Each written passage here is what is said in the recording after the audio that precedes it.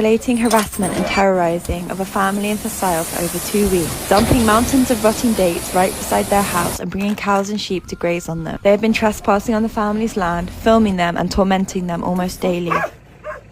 One of them is Eliav Libby, head and founder of the nearby Malachi Hashalom farming outpost. He has been sanctioned by Britain for threatening and perpetuating acts of aggression and violence against Palestinians. He is a director of Libby Construction and Infrastructure, a sanctioned company founded by his brother, Harold Libby, that sells flat pack houses for outposts and settlements. The genocidal company is also contracted by the Israeli government to bulldoze homes in Gaza. Settlers drive up to the house on their ATVs, walk around the property, try to video inside, threatened to steal the family's goats and sheep, and bring over 30 sheep or cows to graze on the dates, destroying the family's property in the process. On 2 occasions, this has escalated to 9 to 10 settlers with horses, sheep and cows that invade the family's property. The family are not able to remove the dates themselves due to fears around escalation and the repercussions from the occupation army and the settlers. They have tried to speak to the police, but they have been told that there is a grey area around who owns the land. The police often refuse to show up when the settlers harass them. This, combined with eviction notices, intense surveillance, settler drones that fly overhead blaring sirens and Hebrew music, settlers in cars beeping outside their home, harassment from the army, and severe limitations on where the family are allowed to graze their flock, is taking its toll. And forced displacement seems imminent. Shalom. First and foremost, I want to give all praise, honor, glory to Yahweh, Bahashem, Yahushua, Bahashem, Rakaha Kodash, double honors to the apostles and elders, great millstone who rule well and taught me this truth. Peace, blessings, salutations, and mercies to the elect on the 1/3 remnant out there listening and doing this word with all faith and sincerity, scattered amongst the nations and the four corners of the earth. To you I say shalom, Lord willing. This video is edifying. It's going to be sitting around the video that you see on the screen. And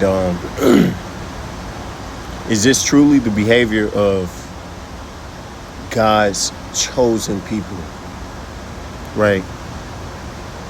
Is this what you have to do for a land that you claim is God-given, right? Is this what you have to do? This is a very wicked, evil practice to intimidate and harass and provoke someone into acting against you, so then you could justify doing what you already want to do, which would be some act of violence to get them to be removed from their own property, right? And this is over there in the Holy Land. Okay, these are tactics that they use to steal and confiscate the properties of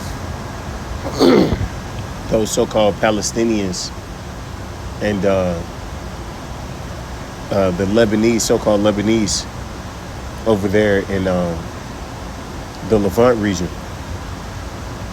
All right, and it doesn't get, a whole lot of press because we know who controls the press. But what kind of behavior is this? This is sick. Having animals roam into their yard, okay, coming armed to someone else's property, okay, all type of slurs being thrown, all because you want that land, right? You're pretty much taking it by force, because who's gonna want to deal with that? You may put up with it for so long, but after weeks and months and even years of this same harassment, eventually you're gonna grow tired of it. Okay? Or maybe they just frame you for some shit, right? To get you up out of there. Hit you with a property tax that you never heard of or didn't exist before they showed up, right? Ask you for some paperwork that you know, has never been legitimized, right? Similarly to how they did so-called Native Americans, right? Creating all these different laws on property, deeds to land, right? To go back and just, take what you want. All right. This is just, it's sickening. And you wonder why. Everyone hates you. All right. Because this is, this is the ugly truth about what those small hats are all about, man. Okay. And they're pretty disgusting people. All right. This is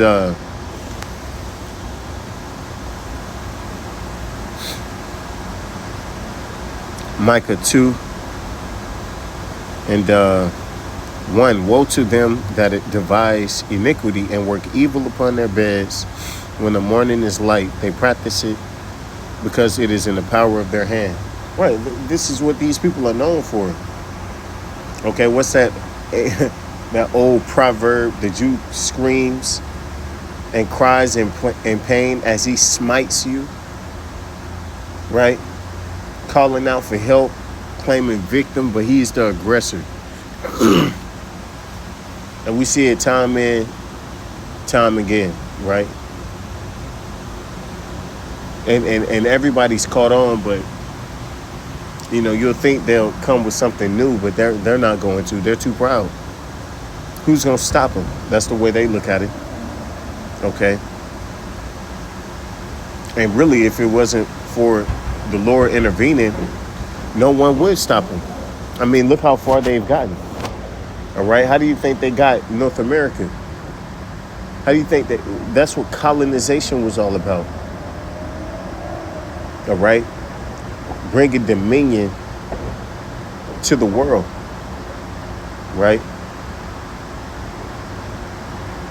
In ensuring their rulership all across the globe, and then what transpired?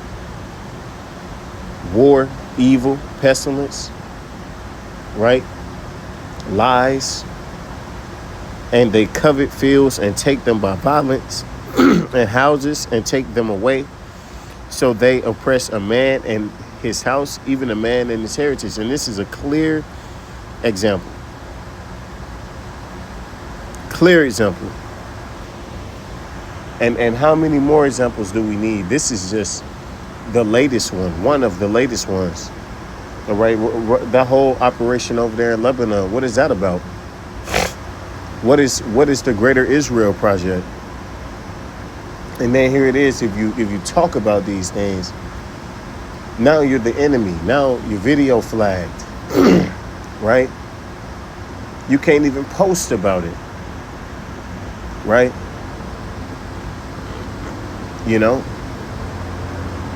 Can't say you're just supposed to see it happen and just, act like you don't see it, I guess. Right?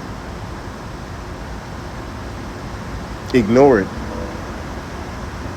Right? But let you do something.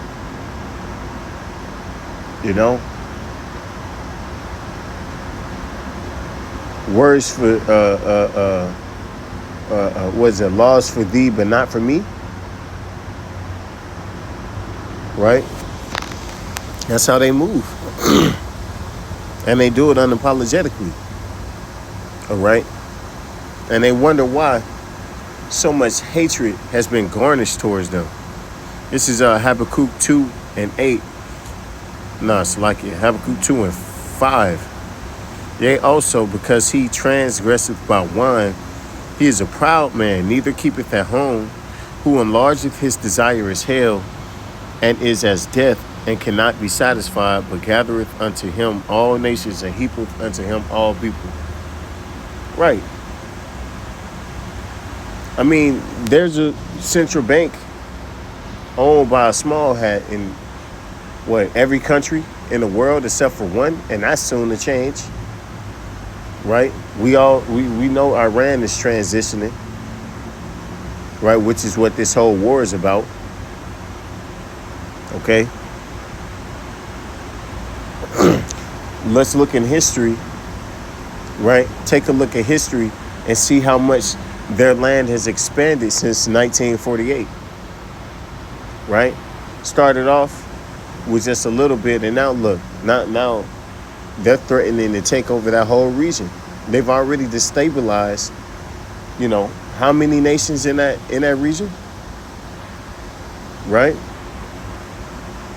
How many nations have been forced to bend the knee and kiss the ring? Or should I say, kiss the hat, right?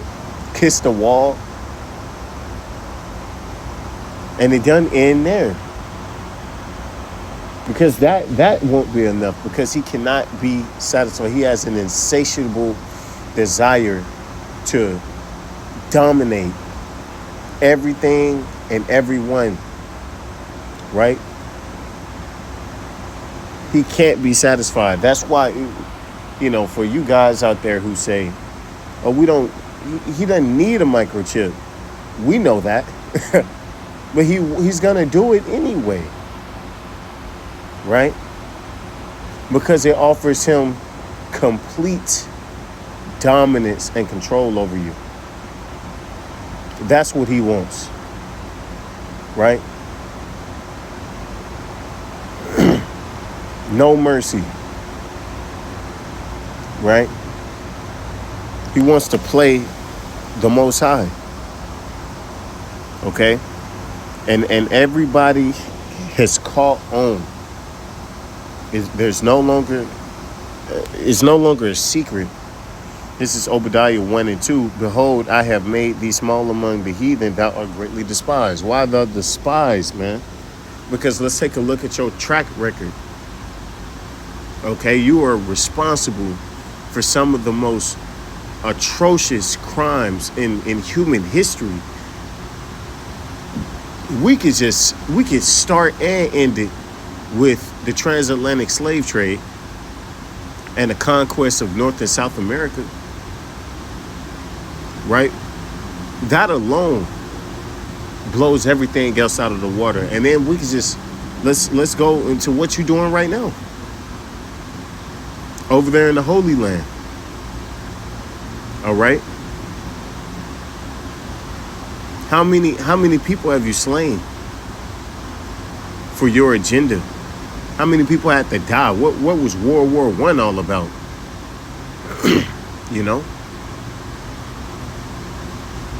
What was World War II? It's funny. There's a small hat in every narrative. When you look deep into it, why were you expelled from so many nations? It's funny how when you ask certain questions,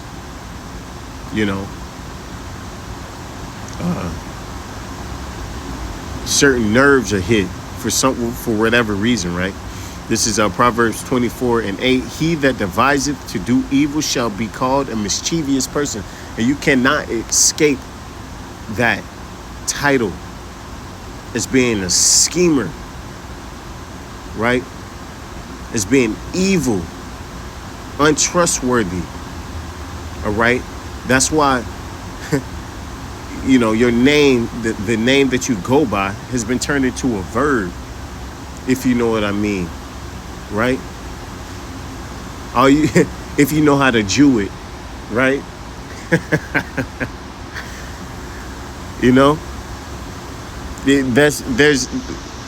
It's a reason behind that. It's not for no reason.